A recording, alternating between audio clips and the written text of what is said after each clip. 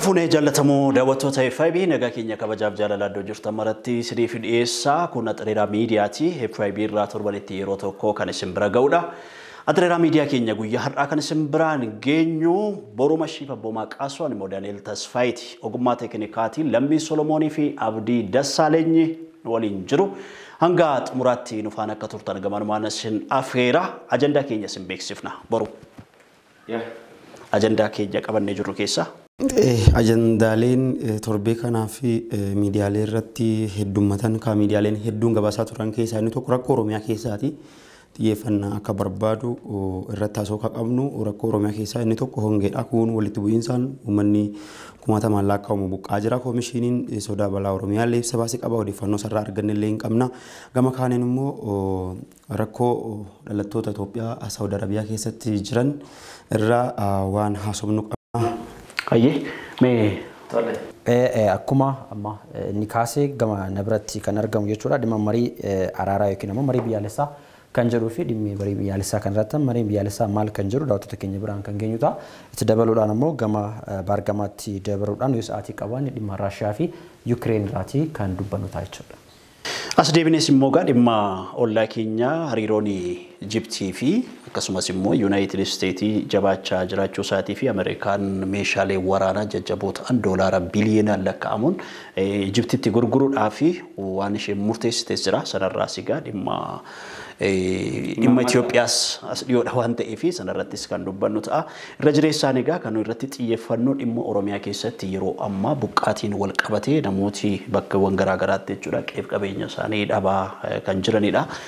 Dhimma sanagaa irratti xiyyeeffannee kan dubbannu ta'a. Daawwattoota keenya hanga xumuraatti nu faana akka turtan gamanumaan isin afeera gara ajandaa keenyaatti isin ceesifna.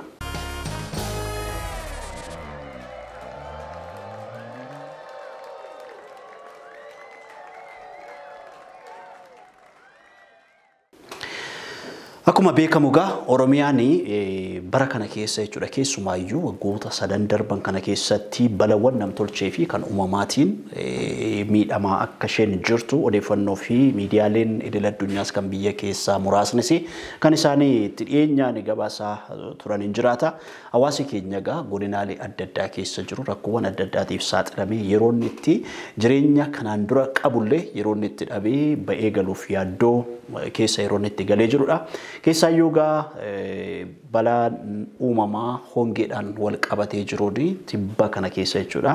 Naannoo Booranaa keessatti hawaasi hongeedhaan miidhamee horiisaa qabeenya isaa dhabeeti kan inni jiru. Tikfattee bulaan naannoo Booranaa keessa jiru gara Gujiittis akkuma kana, Baaleettis akkuma kana, Harargeettis illee akkuma kanaadha. Dhimma sanaan wal qabatee gaa hawaasi humni isaa danda'u biyya keessaas biyya alaas sanarratti xiyyeeffachuudhaan jechuudha deeggarsa adda addaa taasisaadha kan inni ture. Sanaan iyyuu uummata keenya baraaruun ulfaateeti kan inni jiru jechuudha yeroo ammaa kanatti.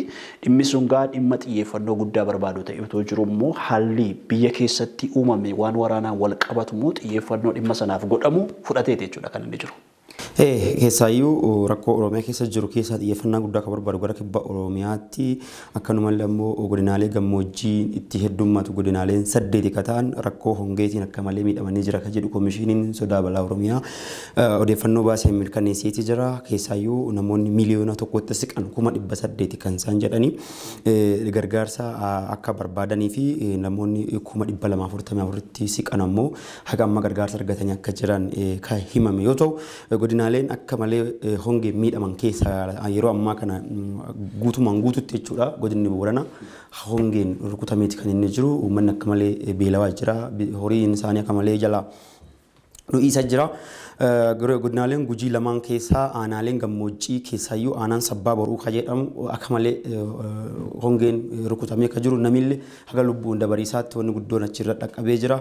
Bokkeen walakkaa keessa roobee ture tokkollee balaa fidee dhufee malee waan hir'isee hin qabu. Horiin hedduu qilleensi jalaa fixee akka jiru lolaan faa jalaa fudhatee akka jiru odeeffannoo qabna. Aanaa Gooroo Doolaa kan jedhamu akkuma kana aanaa Gumii Eddelloo, aanaa Waadaraa fi aanaa Girjaa walakkaan gammoojjiin akka malee kan rukutame Gujiin gara bahaa jechuudha. Gujii gara lixaa ammoo aanaaleen 3 keessaayyuu aanaan Sorroo Barguddaa, aanaan Dudda Daawwaa akkanuma aanaan Malkaa Sooddaa gammoojjiin kan rukutame yoo ta'u godinaalee garana ol jiran keessa godinni Baalee aanaaleen gammoojjii guutumaan guututti hongeen akka rukutaman jiraniif hawaasni gargaarsa ariifataa akka barbaadu rakkoo Oromiyaa keessa wal qabatee yeroo ammaa kana walumaa galatti hawaasni miliyoona 5 siqu miliyoona 4.9 kan ta'u jedhee komishiniin kun gabaasa baaseen miliyoona 5 akka siqu uummanni Oromoo rakkoo cimaa keessa jira. Gara lixaa Oromiyaatti yoo deebine immoo walitti bu'iinsaan uummanni akka malee miidhamaati kan inni jiru. Guyyaa guyyaatti lubbuun namaa dabaraa oola. Waraana xiyyeeffannaan argannettu lixa Oromiyaatti geggeeffamaa jira.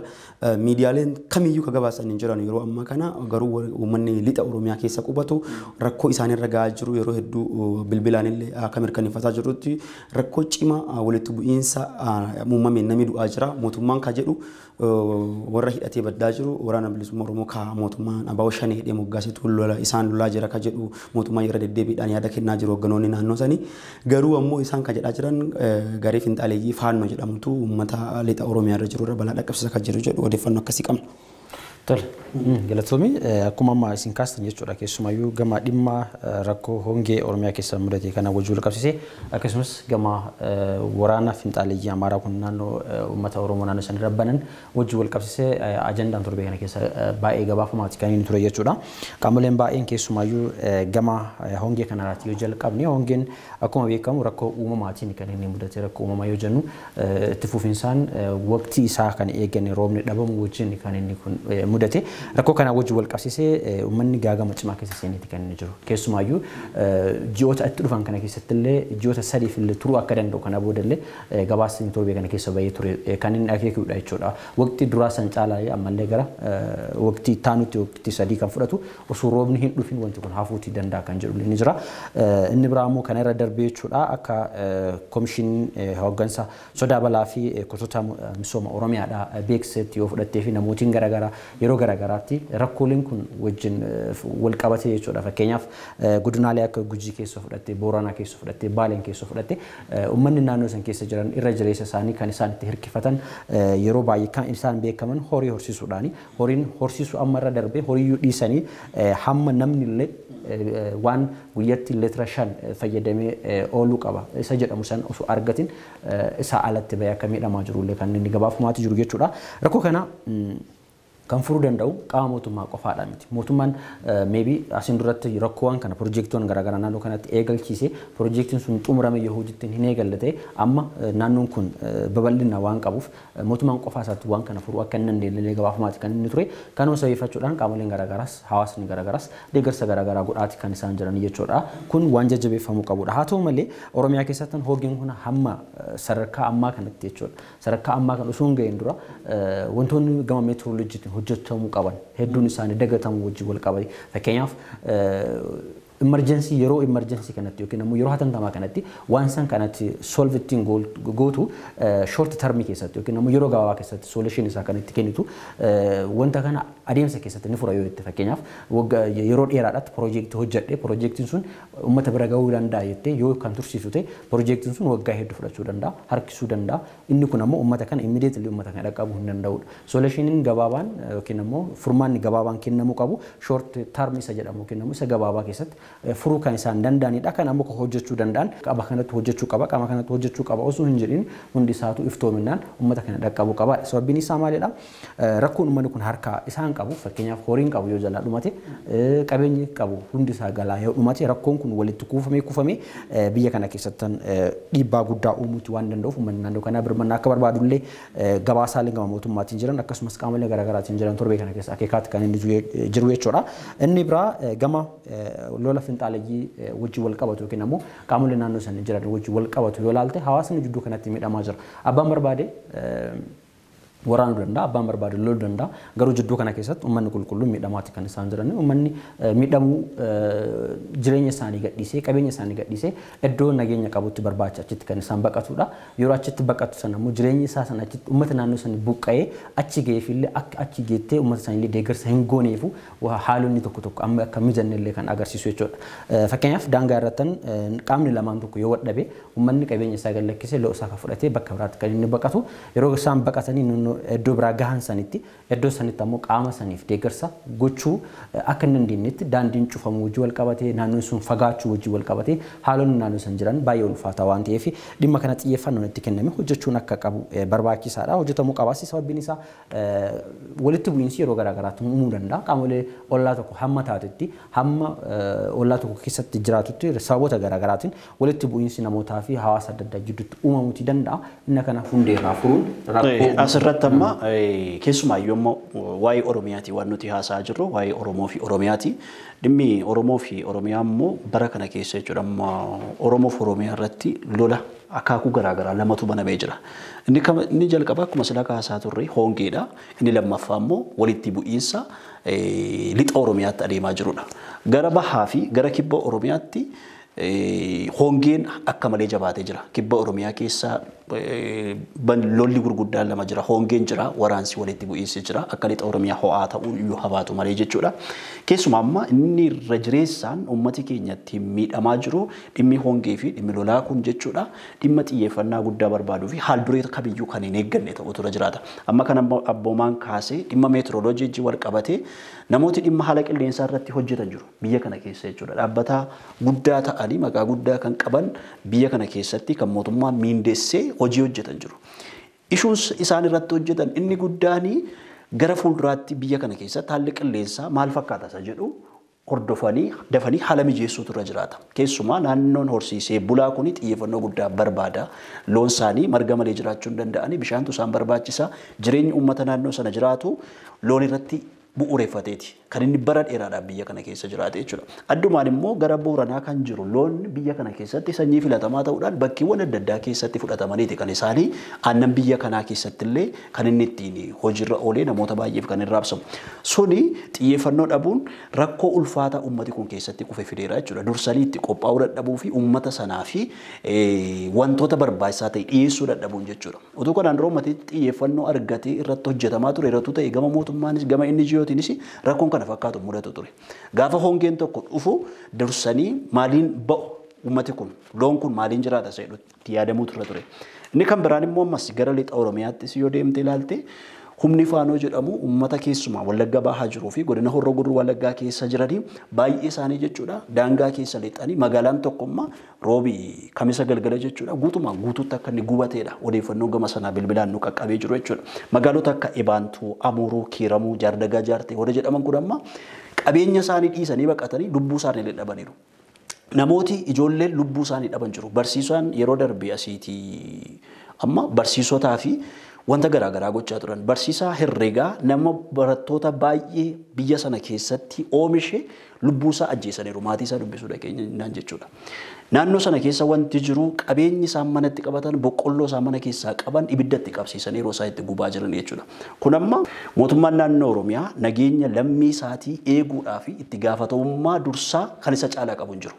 Garuu hamma ammaatti uummati naannoo sana keessa jiru rakkoo gurguddaa baachuu hin dandeenyeef saaxilameeti kan jiru. Uummata sanaaf qaamni wabii ta'ee anatu siif jira jedhee isaaniif falmuu jiru. Humni hidhatee jiru jira. Isaan harka qullaadha uummati sana gidduutti uummati waan qabus lubbuu isaas dhabee akka inni jirudha jechuudha. Odeeffannoo gama sanaa ba'u. Lakkoo gara lixa Oromiyaa jiru kana wanni rakkisaa godhe irra jireessaan recognition argatuu dhabuudha. Walitti bu'iinsi gama san jiru recognition hin arganne. Fakkeenyaaf wal waraansa kaaba Itoophiyaatti gaggeeffamaa jiru keessatti dhaabbileen miti mootummaa kasilaa uummata gargaaran warri uummata qarqariisaaf gadi ba'an hundi isaaniitu kaayoo isaanii inni guddaan lubbuu waraanarraa hatti baraaru yookiin immoo waan tajaajila isaanirraa citee ture san waraana keessa tajaajilli hin cita tajaajila citee san akka argataniif rakkoo akkanaa kana miidiyaatti ol baasa amma fakkeenyaaf rakkoo lixa Oromiyaa kana keessa jiru waraanni naannoo sanitti jechuudha wal gulaaraa eegalee humnootiin hidhatanii fi humnootiin mootummaa waraanuu eegalanii waggaa 3 dabarree jiranuuti. Waggaa 3 kana keessatti uummati lixa Oromiyaa keessa qubatu adda miidhamaa jira dhumaa jira kibbi Oromiyaa lakkanuma kibbi Oromiyaa amma irra wayyaa kan kibbi Oromiyaa kan wayyaa'uu fi warra hidhatanii jirantu wal lola malee uummata ta'a akkuma carraatti yoo rakkoon irra dhaqqabe malee warri hidhatan walitti dhufan numa wal ajjeesanii numa wal lolan gara lixa Oromiyaa jiru kun garuu Oromummaa isaaniitiif uummanni lixa Oromiyaa ajjeefamaa jira daangaarraa buqqifamaa kan isaan jiran gareen finxaaleeyyii faannoo jedhamu kun meeshaalee waraana kaaba Itoophiyaa keessatti gaggeeffamaa jiru hidhatan fayyadamanii uummata lixa Oromiyaa akka isaan rukutaa jiran uummanni nutti himataa jira dhage'aa jirra yeroo irra deddeebiidhaan uummanni sagalee isaa dhageessifataa jira garuu rakkoo addisan jiru fakkeenyaaf amma uummanni kun uummata birmataa dhabeedha. Mootummaan warra hidhatan achi keessa jiru waa wal loluuf yookiin rakkoo addisan keessa jiru san keessa seenee furuu dadhabee jedhee gadi bahee dubbatuuf illee hin dandeenye yookiin immoo yoo uummata san fakkeenyaaf bulchiisaa fi nageenyi Oromiyaa biiroon bulchiisaa fi nageenya Oromiyaa nagiyaa lammiilee Oromoo tiisuudhaaf dirqama qaba. Dirqama qaban kana garuu akkaataa isaan ittiin baahuu danda'an miidiyaaleen Itoophiyaa keessa jiran keessaayyuu miidiyaaleen Oromoo dhiibbaa godhuu qabuu danda'u. Mootummaa itti baanee qofa arrabsuu ni muti yookiin immoo itti baanii arrabsanii mootummaa qeequu qofaan adoo hin taane akka inni hojjetu akeekuudha itti. Fakkeenyaaf rakkoo Oromiyaa keessa jiru yoo fure mootummaan Oromiyaa wara hidhatee jiruun aangoo isaatiif jedhaa jecha kan waraanu qofa taanaan poolisiin Oromiyaan barbaachisu jechuudha uummata Oromootiif. Poolisii Oromiyaa keessaa bahe waan ta'eef humni addaa Oromiyaa keessaa bahe waan ta'eef rakkoo lammiilee Oromiyaa irra gaggeeffamaa jiru ittisuudhaaf illee dirqama qaba. Dirqamni isaa jalqabaa ta'uu isuma kana. Nuti biyya tokko taanee waliin haa jiraannu malee ayideentitii garaagaraa qabna, maalummaa garaagaraa qabna, qabeenya garaagaraa qabna, lafa garaagaraa qabna. Tarii lafa san fudhachuudhaaf uummata kana fixuu danda'u. Uummanni kun dhumaa jira garuu rakkoo kanummaa rikognishiitti kennuudha miidiyaaleen Oromoo kan jiran hundumti isaaniitu kan harka mootummaa jiranis kan harka dhuunfaa jiranis rakkoo lixa Oromiyaatti gaggeeffamaa jiru addatti ilaalamuu kan qabu kibba Oromiyaa irraa addatti kan ilaalamuu qabu. Saba biraa waliin wal lolaa jira uummanni lixa sanii. Saba biraatu isaan buqqisaa jira akka isaanii matanutti. Kanaaf xiyyeeffannaa addaatu isaan barbaachisa kan jedhu gamanumaan kaasuu danda'uu qabna jedhee yaada jechuudha. Yeroo darbe finxaaleeyyiin warri Amaaraa jedhamanii lafti Wallaggaa guutummaan akka waan kan isaanii ta'etti yeroo isaaniitti miidiyaatti ba'anii dubbachaa turan hin jiraata. Amma wanta sana wanta apply gochaa jiran fakkaata sa'aatii ammaa kana keessatti jechuudha. Ummati kan inni jechaa jiru humna mootummaan Abaa Shaniitiin jedhu wajjin humni faanoo walloluu sana booddee immoo qaamni tokko dhiisee baqataa qaamni tokko immoo dhufee ummata magaalaatti galee sana keessatti tarkaanfii ummata irratti akka inni fudhachaa jirudha kan ummati himachaa jiru jechuudha. Sagaleen isaan bilbilaan nutti himatan jira. Oduu irrattis kan nuti kanaan dura hojjennee jiru jechuudha. Gidduu kanas kan isaan himachaa jiran hin jiraata jechuudha. Jiraattotni soban faayidaa siyaasaa isaan irraa argatan waan hin jirreef jechuudha. Ummatatu dhimma kana ajandaa godhatee akkasitti haasa'aa jira. Rakkoo isaa ibsachaa jira jechuudha. Isa kaan immoo fira isaatu isa magaalaa jirutu magaalaatti baqatee bilbilaanii himachaa jira. Iddoowwan baay'eetti uummati rakkoo isaallee akka inni ibsannee fi bilbilli irraa citeera. Daandiin gara sanatti geessu baay'een isaa jalaatii cufameeti kan inni jiru. Gara sana oomishaaleen garaagaraa namni ittiin jireenya isaa geggeeffatu gara sana qaqqabaan jiru. Namni saamunaa ittiin wayyaa miiccatu illee dhabeeti kan inni jiru. Zayitii ittiin nyaatu illee dhabeeti kan inni jiru. Sana duwwaatu hin taane wantuma jireenya isaa guyyaa guyyaa adeemsifachuudhaaf isa barbaachisu dhabee yeroo inni itti garaagaraa qabeenya ofiisaatii facaafate argachuu hin dandeenye kan biraa bitachuu sun taane jechuudha. Fakkeenyaaf waan inni facaafate keessaa boqqolloo facaafate ta'e qamadii facaafate ta'e inni sun ni gubata yoo ta'e isumaayyuu argataa hin jirudha kan biraa bitachuu yoo hafe jechuudha. Kanaafuu hamma sadarkaa sanitti gahee jira. Yeroo darbe nama tokko achi bilbilee dubbisnee turre bulchaa aanaa tokkooti isaan yeroo dubbisnu wantoonni adeemaa jiru kun gubachuun qabeenyaa haalli naannoo san keessa jiru maal fakkaata jennaan wantoonni kun dhugaadha jechuudhaan ragaa isaanii baanii turan. Dhugaadha maaf hin ittifneeree hoggansi mootummaa naannoo san jiru maaf hin ittisnee waan kana maaf to'achuu hin dandeenye yoo jedhani isaan haloo ba'uudhaaf kan isaan deemaa jiran. Qaamolee garaagaraatu dhufee dura nu waraanaa ture isaan irratti haloo ba'uudhaaf deemaa jira jechuudhaan tarkaanfii kana fudhatanii tarkaanfichi immoo dhugaadha jechuudhaan kan isaan ibsanii jechuudha. Kun maal agarsiisa mootummaanis naannoo san keessa jiru yookiin immoo caasaa mootummaadhaallee kan naannoo san keessa jiru wanti kun dhugaa akka jiru ragaa bahaa jira jechuudha. Garuu ammoo akkuma duratti boruun kaase qaamni naannoo san keessatti guutumaan guutuutti uummata san miidhaa jiru eenyu akka ta'e eenyu maal akka ta'ee fi ajandaa maalii qabatee akka deemaa jiru beekamuu dhabuu wajjin wal qabataa jira. Fakkeenyaaf amma finxaaleeyyiin sun akkuma jalqabarraa kaastee daangaa san keessa dabaranii lafa keenya erga jedhanii uummata san irratti waraana banuun dirqama isaaniiti jechuudha. Kan ammoo kan ittisuu danda'u hooggansa naannoo san keessa jirudha. Sababbiin isaa biyyi kun Keeniyaan miti wal lolaa kan jirtu yookiin ammoo Eertiraadhaan miti wal lolaa kan jirtu.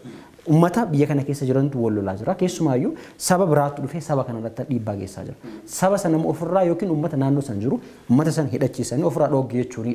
Yookiin ammoo achi erga dhaabbatanii ofii isaanii lolanii ummata san irraa ittisuu danda'udha. Qaamni naannoo san keessa jiru ammoo recognition isaa yookiin beekamtii isaa san ifatti baasanii miidiyaaleen ifatti baasee waan kana beekuu danda'u qaba. Sababiin isaa uummanni jidduu kana keessatti waggaa 3 almost kan inni deemu. Waggaa 3 kana keessatti yoo xiqqaate hawaasni naannoo sanii qabeenya isaa waan facaafatu waan horatu hundumaa gallakkisee keessaa ba'ee jira. Kan achi jiru ammoo kanneen humnaan deemuu hin dandeenye jaarsoleen gurguddoo ta'an kanneen umurii isaanii galgalaan manatti jiraachuu danda'an jiraachuu hin dandeenye jechuudha. Kun ammoo rakkoo biraa fidaa jira. Hawaasni naannoo sanii sarbamiinsa mirga uumamaa ofiin qabu irratti waan gahaa jiruu fi wanti kun dhaabbachuu akka qabu irratti hojjetamuu qaba. Ija biraatiin ilaaluun qaban. Gama dhimmi siyaasaa waan biraa ta'uu danda'a. Dhimmoota siyaasaatiif ajandaa siyaasaatiif waan biraa ta'uu danda'a. Garuu ammoo hawaasa qulqulluu hawaasa ganamaan qeesaa ijaaratee keessa jiraatu irratti dhiibbaan gahaa jira. Salateef inni kun xiyyeeffannoo guddaa waan barbaadudha.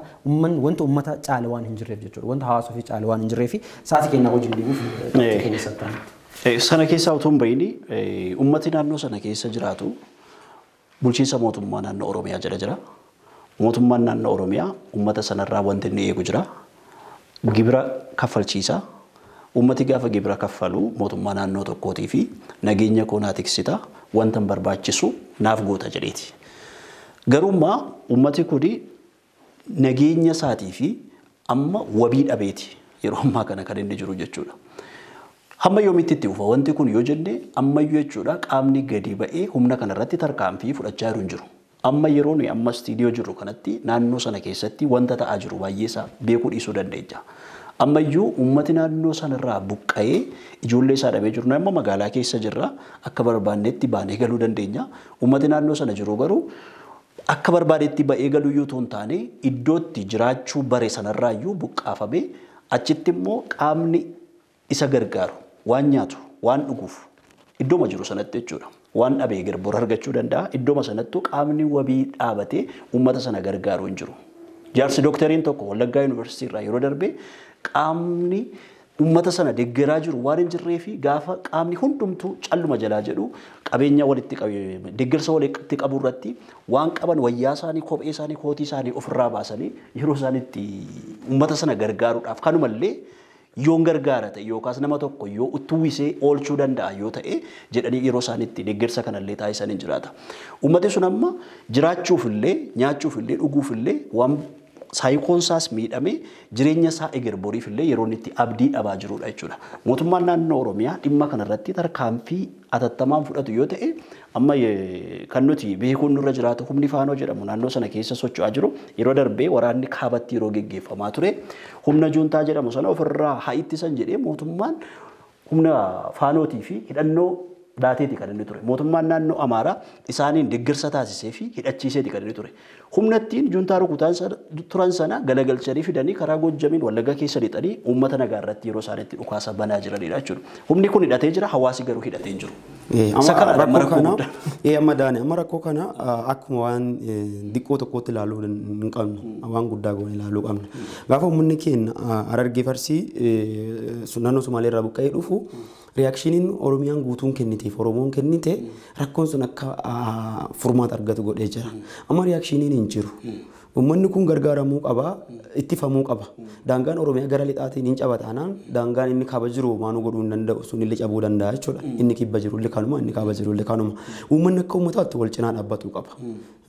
Waan isaan wal fakkeessitu jira. Maqaa waliin qaba, dhiiga waliin qaba. Mootummaan akka mootummaatti immoo waan isarraa eegamu akka inni bahuuf waamichi godhamuufii qaba. Lammiileen Oromoo hundi isaaniitu dhaabbileen Oromoo warri siviilii ta'an warri siyaasa keessa jiran hundumti isaanii rakkoo lixa Oromiyaa jiru irratti xiyyeeffatuu qabu. Amma fakkeenyaaf rakkoo hongee wal qabatu irratti gargaarsi reakshiiniin jiru gaariidha.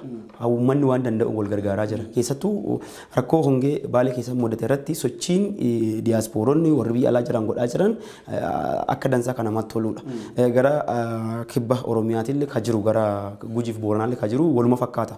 Bulchiisa magaalaa Finfinneellee bulchiisa godina Gujiitiif uummata hongee miidhamaniif jedhee qarshii miiliyoona 50 ta'u akka kenne miidiyaaleen gabaasaa turan. Wanni akkasii kun yoo jabaatee itti fufe akkuma maallaqa kennan sana bulchiisa magaalaa uummanni Finfinnee keessa qubatu sabi kamuu jechuudha sallamee Finfinnee keessa qubatee isa jirani rakkoo riimoot eeriyaa jiran kana akka dantaa isaaniitti ilaalan.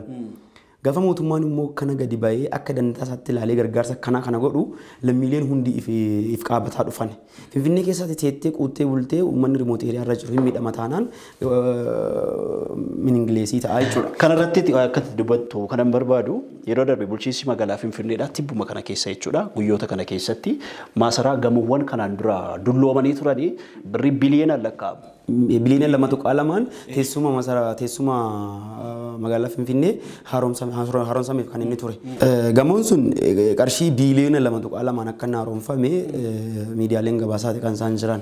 Ammoo maaf haaromfamee fi miti fakkeenyaaf yeroo hedduu ogeeyyiin dinagdee isaan jedhanu waajjiraaleen Finfinnee keessa jiran yookiin waajjiraaleen mootummaa akka hojjetaan tokko satisfakshinii gaarii argatee uummatatti tajaajilu kan isaan affeeruu miti isaan nuffisiisa waajjirri bareedaa miti kan jedhamu hin kaasan maaf bareedee miti amma gaaffiin kenna uummata hongeen achi dhumataa jiru keessatti teessuma midhaafattee ati mana keessa teettu midhaafattee ittiin keessa jiraachuu hin dandeettu yookiin uummata dhufee keessaa si baasa yookiin immoo rakkottuu waan uummata sanirraa fudhattu yoo dhabde gibira innaa fudhattu yoo dhabde kiifin dhiicha keessaa baata. Atumti mataan keessa jechuudha. Rakkoo akkanaa adoo jiru waan akkanaa kana godhuun maaf barbaachisa ka jedhuu fi uummataaf isa dhiyeenyaa dabarree gaarii natti fakkaata. Fakkeenyaaf biyya waraanaan goolabaa jirtu keessatti biyya hongee rukutamaa jirtu keessatti gamoowwan biliyoonatti baasanii ijaaruun piroojektota akkanaa kana tolchuun maal fakkaata jedhu gabaasa BBC tokko argee ture. Innillee nama kollisiisa wanni kunillee amma rakkoo Oromiyaa keessa jiru kana furiisaa fi qaama itti gaafatama qabu kana qofa itti lafa keewuu dandeettu hin jiru. Mootummaan naannoo Oromiyaatti gaafatama qaba. Lammiileen Oromoo eessayyuu ka jiraatan itti gaafatama qabanii itti gaafatamummaa kun ka dhalootaa qabu jira, ka dirqama lammummaa qabu jira, ka ammoo dirqama namummaa qabullee jira. Lammummaa cinaatti namummaan fakkeenyaaf naannoon Amaaraa uummata Oromoo rakkatu gargaaruudhaaf dirqama namummaan qaba. Fakkeenyaaf yoo gammachuu qofa fakkeenyaaf Atsoota gaafa siin waancaa addunyaa waancaa Piriimiyer Liigii Itoophiyaa nyaattu mootummaan naannoo Oromiyaa qarshii miliyoona 25 kenneeti kan inni ture. Wanni kun walitti dhufeenya hawaasa lamaanii faciisuuf waan godhamu natti fakkaata. Kana caalaa garuu yeroo rakkoo kanatti naannoleen jiran rakkoo Oromiyaa keessa jiru birmatuu danda'uu qaban. Fakkeenyaaf gaafa Tigraay keessa waraanni ture gamtaan abbootii gadaa Oromoo deemee uummata Tigraay ilaalee magaalaa Maqalee seenee ilaalee waan qabatee dhufe kennee fi rakkoo isaanii cinaa dhaabbatee galee jira. Rakkoo Oromiyaa keessa jiruuf immoo qaamoleen akkanaa birmataa jiran hin jiran. Ifin lammiileen qofa lammiilee ta'e qofattu kunillee hin hanqata inni kan nuti dubbataa jiru. Kanaaf rakkoo akkanaa kanarratti yoo wal taree gaarii jedhee yaada ajandaa kana kanumaan dhaabne kaanii antu ajandaa keenya lammaffaatti itti dabarree gaarii miti. Hayyiga qaamni dhimmi isaa ilaallatu dhimma kanarratti tarkaanfii kan buluutoon taane atattamaa fudhachuutu irra jiraata. Gara lammiilee keessumaa bara kana keessa lammiileen biyya kana keessa jiran biyya alaasii rakkoo baqatan gara biyya alaatti kan dhiyeessanis rakkoo adda addaatiif yeroo isaan itti saaxilamanii mootummaa Itoophiyaatti gaafa isaan himataniif iyyatan tureera. Lammiileen Itoophiyaa mana hidhaa Saawud Arabiyaa keessa jiran yeroo adda addaatti iyyata adda addaa dhiyeeffachaadha kan isaan turanii mootummaan hamma danda'u biyya sana keessaa baasuudhaaf yaaleera godaantota 42,000 kan ta'anii gara biyyaatti deebiseera jechuudhaan kan inni yeroo garaagaraatti gabaasa isaatiin ibsu. Lammiileen biyyattii keessa jiran ammallee mana hidhaa Saawud Arabiyaa keessatti rakkoo gurguddaatiif saaxilamanii akka jiranii yeroo garaagaraatti gabaasa keenyaan ibsaa turre miidiyaaleen adda addaas ibsaadha kan isaan turani. Egaa akka gabaasaaleen adda addaa jedhanitti bifa godaansaatiin lammiileen gara Saawud Arabiyaa seenan waggaatti jechuudha gara walakkaa miliyoonaa itti kan siqanidha. Yeroo ammaa kana egaa namoonni 100,000 ta'an immoo mana hidhaa Saawud Arabiyaa keessa akka isaan jiranillee gabaasaaleen adda addaa addeessamuun kanarraa. Sirriidha akkuma isin kaastan namootni walakkaa miliyoona tokko ta'an jechuudha karaa Saawud Arabiyaa kanatti imaluudhaaf akka achi seenanillee gabaasni ba'aa jiru keessa ni mul'ata. Akkuma asirratti kaasee jechuudha ministeerri Haajaa Alaa Itoophiyaallee guyyaa roobiidhaatti qaamoleen adda addaa dhimma kanaaf achitti akka imalanillee gabaafamaati kan isaan jiru. Jilli kun gaafa Riyaaditti imalu namoota akka ambaasaadar Reedwaan Hussein akkasumas ambaasaadar Leencoo Baatii fi muftii Haaji Umar Idris fa'aa ofitti qabateeti akka achi deemeedha kan gabaafamaati jiru. Walumaa galatti yoo ilaalte yeroo garaagaraatti uummanni Oromoodha jireenya gaddaddoo adda addaa ofirraa qolachuudhaaf jecha biyya isaa keessatti osoo nagaan taa'ee jiraachuu danda'u biyya isaa keessatti jireenya gaarii barbaadachuudhaaf jecha jireenyuma fooyya'aa qabdu ni barbaada jedheeti inni isaan kun gammoojjii keessa qaxxaamure isaan kun bishaan keessa qaxxaamure osoo qurxummii nyaattu osoo sababoota garaagaraatiin miidhamu biyya ambaatti ni bada erga biyya ambaa biraatti deemee immoo saboota garaagaraatti wajjin wal qabatee qabameetumaan kan daa'ima qabulle daa'imummaa isaatu wajjin fuudhameeti mana hidhaatti kan inni darbatamu erga achi darbatamee booda eenyuyyuu quba isaa hin qabaatu achuma dhiisee biraa deema jechuudha. Keessumaayyuu biyyoonni Arabaa kun yoo fudhatte baay'inni isaanii ni oo'u erga oo'anii booda immoo haalli bakka mana xiqqaa keessatti ulaa xiqqoo keessatti nama baay'ee walitti naqaniiti kan isaan dhiisanii yeroo kana immoo uummanni jidduu san keessatti ni miidhama ho'a kana wajjin wal qabatee namni hidhamuun homaayyuu miti erga hidhamte garuu akkaataa itti hidhamtuu fi akkaataa ati keessa tursuun murteessaadha. Hawaasni kun ammoo saboota garaagaraatiif kan isaan mana xiqqoo keessatti walitti qabaniiti kan isaan miidhanii rakkoon kun ammoo Oromiyaa keessatti asiin dura yoo fudhatte Yemen keessatti lammiileen hedduun isaanii mana hidhaa keessatti yeroo itti dhukaafametti ajjeefamanii dhumatan kan nuti yaadannudha. Akkasumas lammiileen Itoophiyaa baay'een isaanii Liibiyaa keessatti yeroo isaan ajjeefaman illee kan yaadannudha. Walumaa galatti taateen lammiilee biyya kana keessa gahu yeroo garaagaraa keessatti saboota baay'eedhaan kan isaan miidhamu. Kanarrattan ambaasaaddoroonni akkasumas imbaasiin garaagaraa xiyyeeffannoodhaan hojjechuu qaba. Fakkeenyaaf biyya tokko keessaa imbaasii kan isheen banattuu fi lammiilee ishee kan naannoo san keessa jiru yeroo rakkoodha akka isaan achitti qobatanii fi achitti hulaa ta'uudhaaf malee achitti entertainmentii banteef yookiin ammoo achitti waan biraatiif miti kan isaan wal barbaadan imbaasiin jechuudha. Wantoota akkanaan yeroo akkanaa kana wal gargaaruudhaaf kan isaan barbaadanii kanarratti ambaasaaddoroonnis abbootiin dhimmi kun ilaalatu hawaasa hundinuu birmachuu qaba. Uummata kanaaf hawaasa Oromoodhaan mana hidhaa keessa jiran kanaaf sagalee ta'uu qaba. Hawaasni kun rakkateeti kan inni bahe malee jireenya gaarummaadhaaf waan biyyaa hin baaneef jechuudha. Kanaaf qaamoleen achi deemanillee milkaanii akka deeban lammiilee kanallee mana hidhaa keessaa baasanii qabatanii akka deeban abdiidhaan kan eegamu ta'a jechuudha. Amma yaada abbomaan kaasirratti lammiileen Itoophiyaa biyya gara biyyoota Saawud Arabiyaa kana deemisa jiran rakkoo isaanirra dhaqqabaa jiru jechi ittiin ibsamu hin jiru. Jecha kana itti wanti ibsuu dandeettu hin jiru. Wanni kun namni quufee biyya fiiraa deemu hin jiru. Rakkoo uummata achi jiru kana fakkeenya mootummaa bifa duulaatiin guuree galchaa ture. Humna qilleensaatiin uummata miilaan baqatee bahe humna qilleensaatiin yeroo inni galaa ture argaa turre jirra. Akka duulaatti galchaa ture mootummaan kun waan gaarii hojjetame. Garuu lammiilee achi aansan fe'anii qofa fiduu adoo hin taane warra as jiran akka achi hin deemne hojjechuu danda'u turre jiraata mootummaa. Fakkeenyaaf lammiileen achi deeman hojii barbaasa deeman. Dhimma siyaasaatiif achi deemu hin jiru.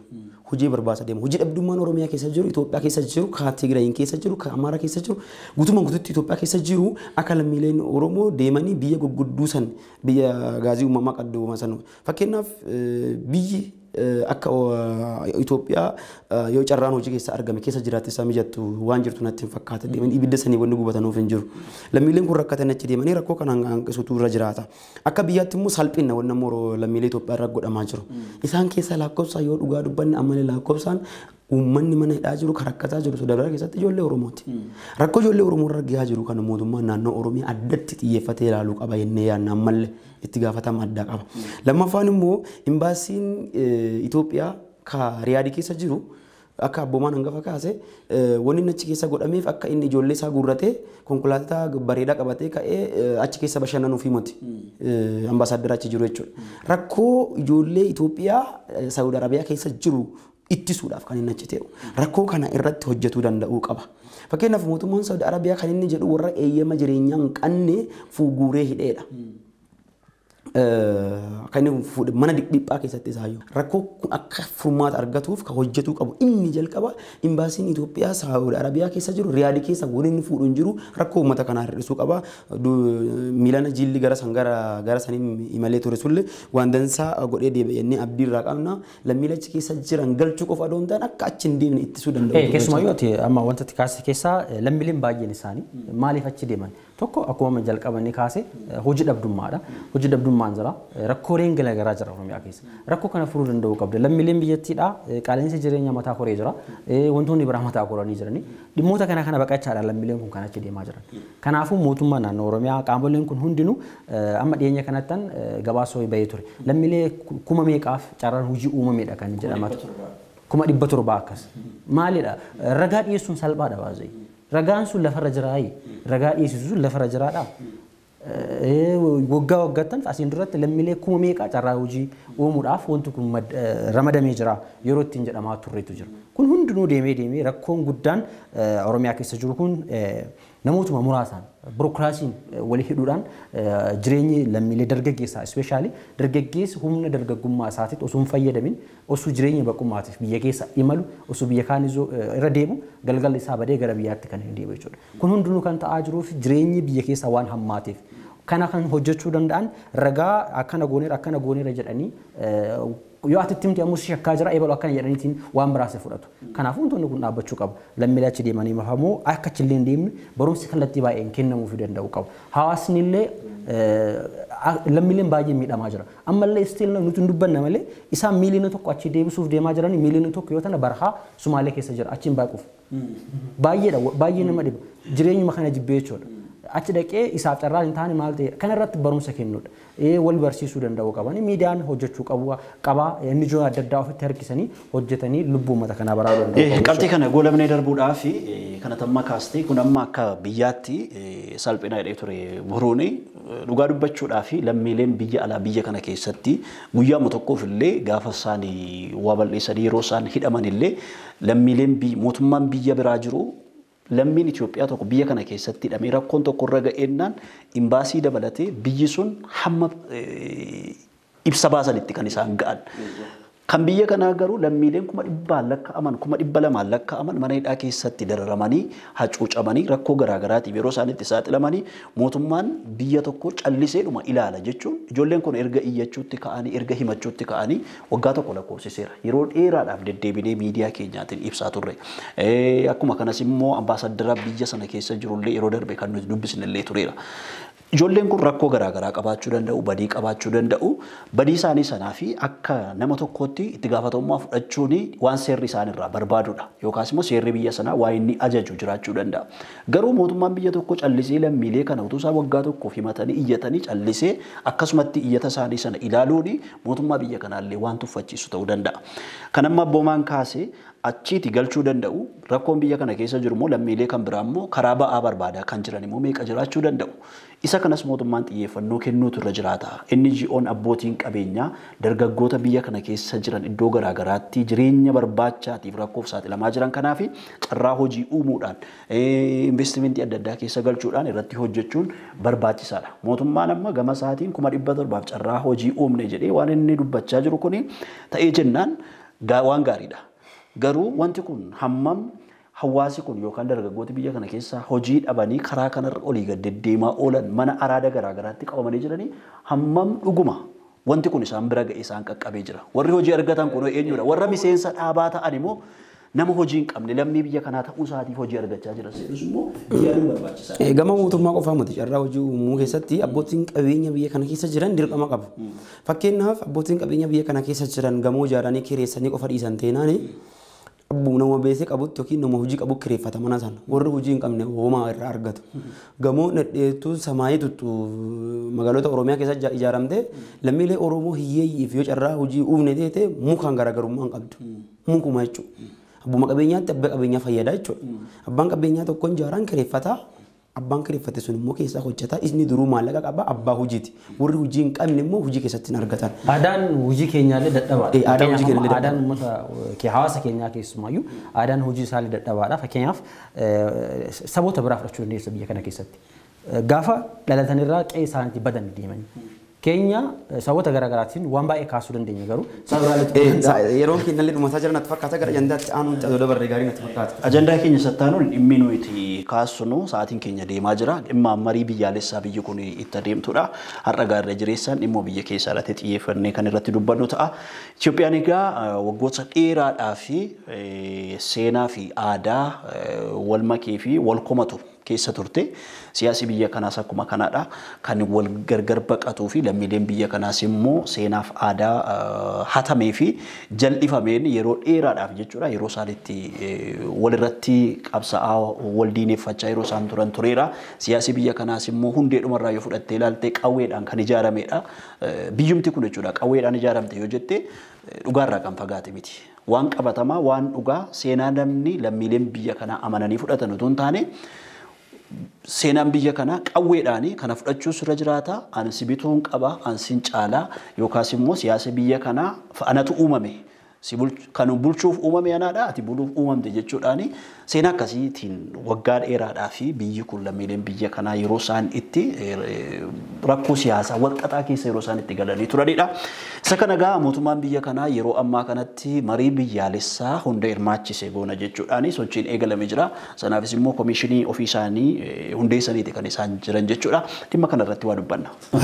Dhimma marii biyyoolessaatiin wal qabatu irratti marii biyyoolessaa kun hin barbaachisaa kan jedhu jalqabumarraa kaasanii yeroo hedduu namoota siyaasaa ganna dheeraa siyaasa keessa turan jalqabuma gaafuma qabsoon barattoota Oromoo addawaayii afaan wawwallaalchittee addam akka isaan baqatan goote san marii biyyoolessaatu barbaachisa kan jedhu warri ganna dheeraa siyaasa keessa turan warra akka Piroofeesar Mararaa Guddinaa fakkaataa turani rakkoo amma uummata Itoophiyaa irraa qabdu kuni nuti political society jedhanii nuti warra siyaasaaf dhalate jedhanii warruma kaaba hubatan lamaan kanatti uummata biyya tanaa rakkoo biyya tanaatiif sababa isaanuma rakkoo uume isaanuma ammallee rakkoo itti fufisiisaa jira. Uummanni Oromoo political society kan inni ta'e reefuu haguma reefuu adda bilisummaan Oromoo hundaa'ee hayyooti achi keessatti dhalatanii namooti hedduun fakkeenyaaf opiniyoonni hundooftee paartiileen ijaaraman kana political society amalee uummanni kenna political society hin turre rakkoo biyya tanaatiif itti gaafatama Oromoon qabu hin jiru garuu uummata rakkoo biyya tanaatiin kan rakkataa jiru Oromoodha. Amma achi garuu rakkoo kana hin furra jedhanii itti seenanii jiranii political society ta'anii wal deemisaa jiran gareen sadiin tun jechuudha warri lakkaa lamaan kaaba qubatuuf rakkoo uumame kana keessatti immoo Oromoon miidhamee jira jedha warri political society turan nuti political society turre jedhuun kun immoo isin miinee hin jirruyyuu isin fayyanne kasaan jedhan rakkoo jalaa sin baafne akkasiin of beektanii sin goone akkasiin jiraatanii sin goonedhaan nu ajjeestanii jirtan jedhee himata uummanni kun. Warrummoo lamaan aangoo wal fixa kennammoo wanni fixanuuf aangoosa ittiin dheereffatiisaaf fixan uummata kana.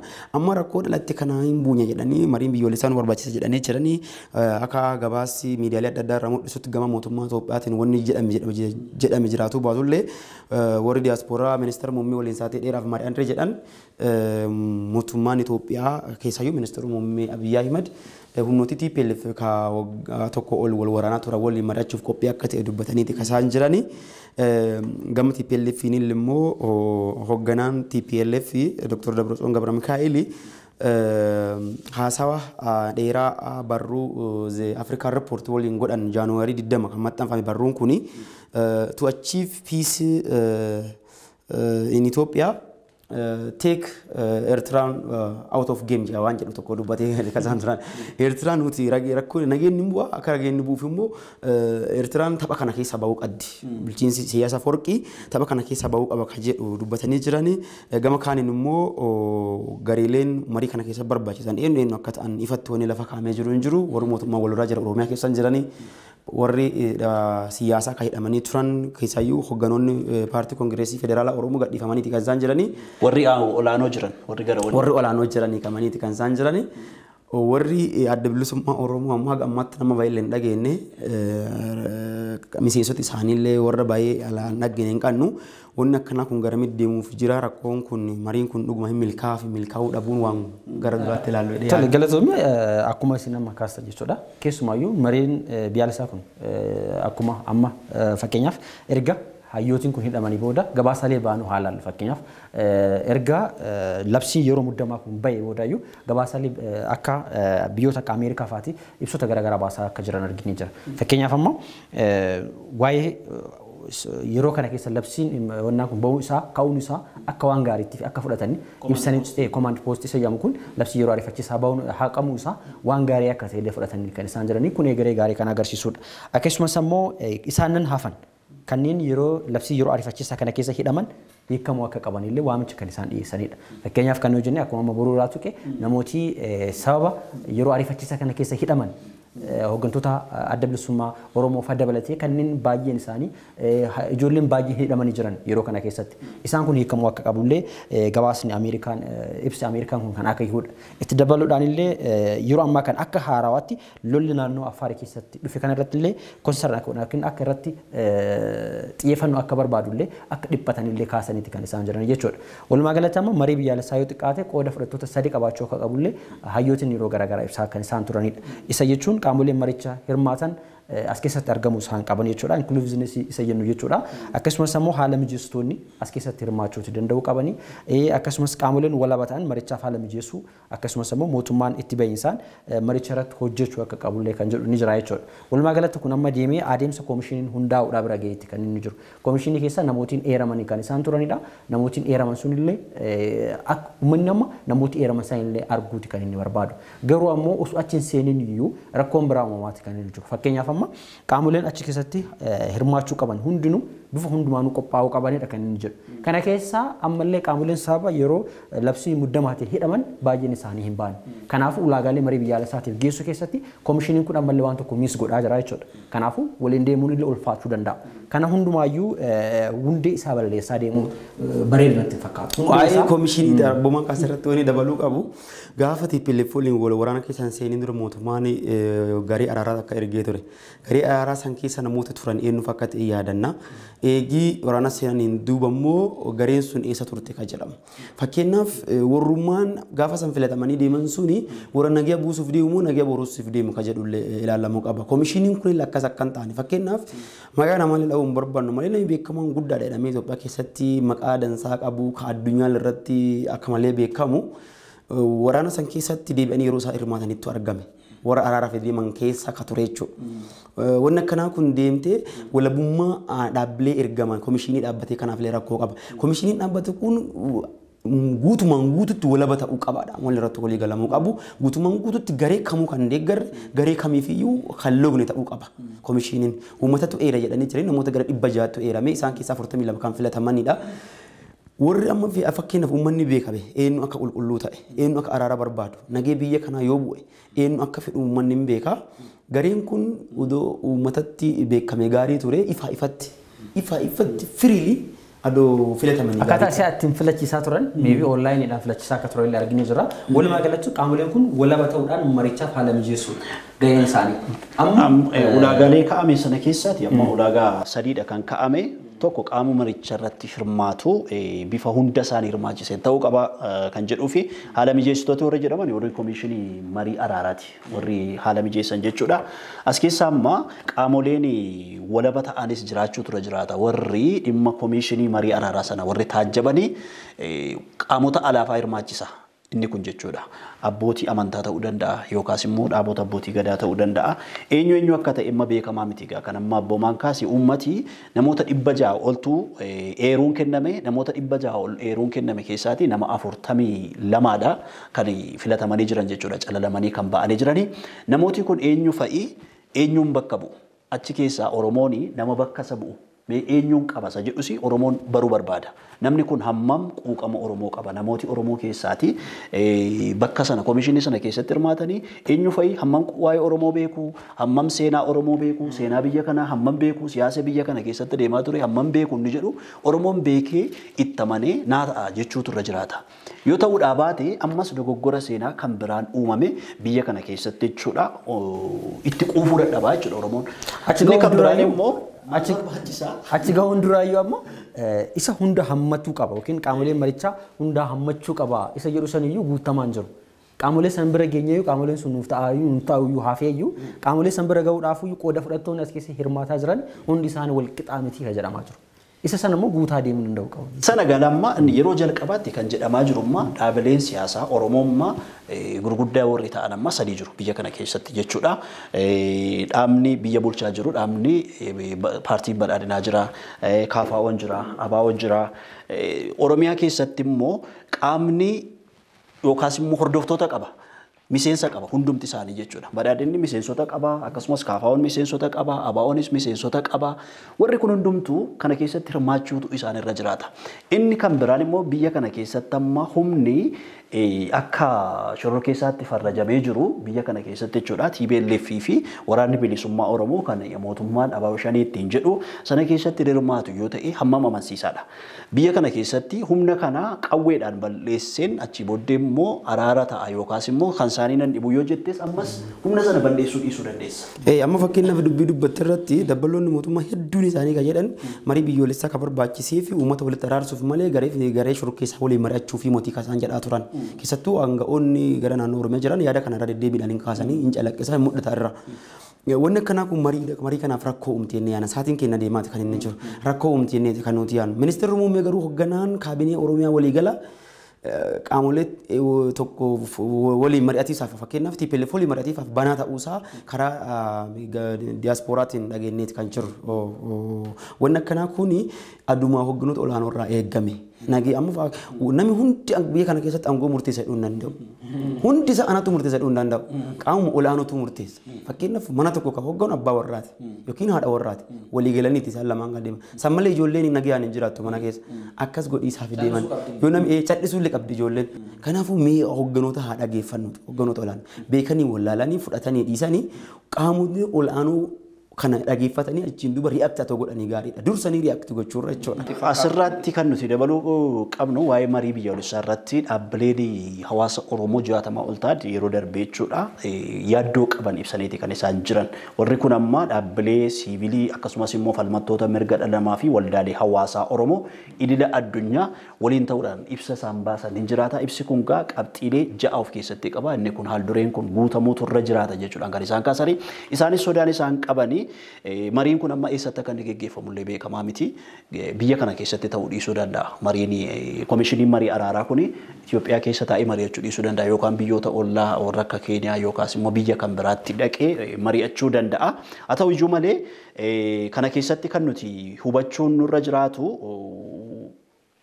dhaabbileen yookaas immoo biyyooti akka Eertiraa siyaasa biyya kanaa keessatti maqaan isaanii gaarii hin taane yookaas immoo siyaasa biyya kanaa keessatti dhiibbaa uumaa jiru kan namni kan jedhamanii hamatamanii kana keessatti hirmaachuu akka isaan hin qabne akka tisila kaasti jechuudha.